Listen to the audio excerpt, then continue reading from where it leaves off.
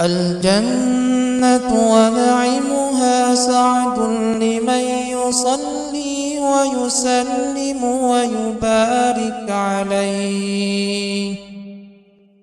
بسم الله الرحمن الرحيم. أبتدئ الإملاء باسم الذات العلية مستدرا فيض البركات على ما ناله وأولاه،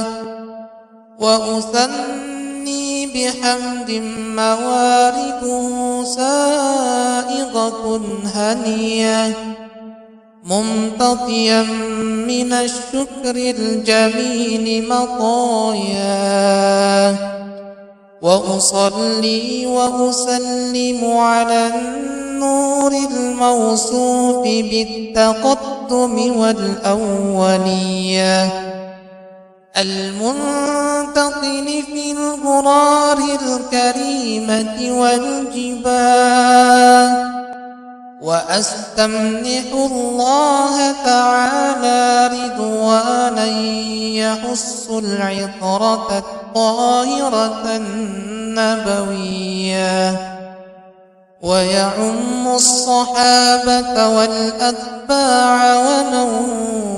والاه، وأستجليه هداية لسلوك السبل الواضحة الجلية، وحفظا